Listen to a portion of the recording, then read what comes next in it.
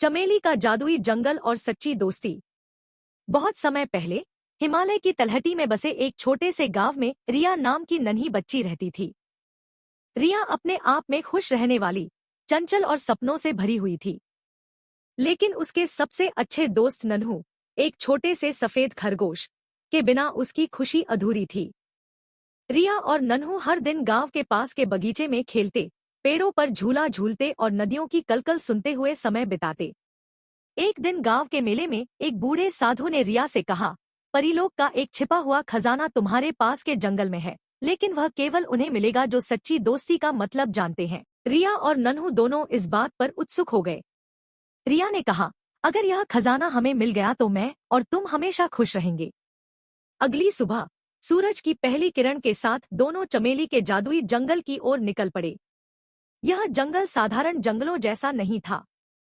इसकी मिट्टी सुनहरी, पेड़ चांदी जैसे चमकते और फूल रात में तारों की तरह जगमगाते थे। लेकिन यहाँ पहुँचने के लिए बहुत सारी बाधाएं थीं।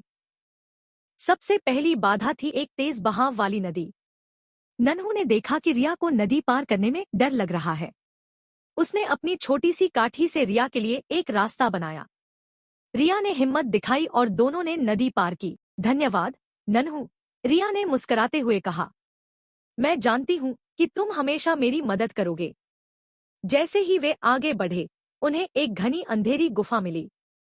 गुफा के अंदर कई चमगादड़ और डरावनी आवाजें गूंज रही थी। रिया ने नन्हू को गले लगाया और बोली, डरो मत, मैं तुम्हारे साथ हूँ। दोनों ने मिलकर मशाल बनाई और गुफा को पार किया। गुफा के पार एक विशाल पेड़ खड़ा था।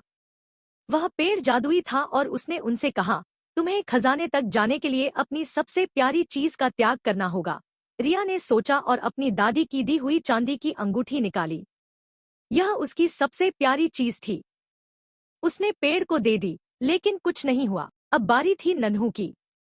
उसने अपना मखमली दुपट्टा निकाला, जिसे वह ठंड और बरसात के दिनों में अपनी माँ की याद में अपने पास रखता था।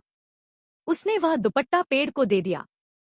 पेड़ मुस्कुराया और बोला, तुम्हारी दोस्ती सच्ची है, क्योंकि यह त्याग और विश्वास पर आधारित है। पेड़ ने अचानक अपनी शाखाएं फैलाईं और उनके सामने एक चमचमाता झरना प्रकट हुआ। झरने का पानी ऐसा था कि जो भी इसे पीता, उसकी सारी चिंताएं और डर गायब हो जाते। रिया और नन्हू ने झरने का पानी पिया और महसूस किया कि उनका दिल पहले से भी ज्यादा हल्का और खुश हो गया है। लेकिन झरने के पास उन्हें एक और रहस्य मिला। वहां एक जादुई किताब रखी थी, जिसमें लिखा था, सच्चा खजाना वह है जो तुम्हारे दिलों में पहले से मौजूद हो। दोस्ती और प्यार से बड़ा खजाना कुछ नहीं। दोनों उस किताब को लेकर अपने गांव लौट आए। अब रिया और नन्हू समझ चुके थे कि असली खजाना उनकी दोस्ती और साथ रहने की शक्ति थी। उन्होंने अपनी खुशी गांव के बच्चों और जानवरों के साथ साझा की, और चमेली का जंगल उनकी दोस्ती का गवाह बन गया। कहानी से सीख। सच्ची दोस्ती का मतलब त्याग, विश्वास और एक दूसरे के लिए हमेशा मौजूद रहना है। जब हम अपने दिलों को खोलते हैं और दूसरों की खुशी के लिए कुछ करते हैं, तो हम असली खुशी और खजाने को पाते हैं। समाप्त।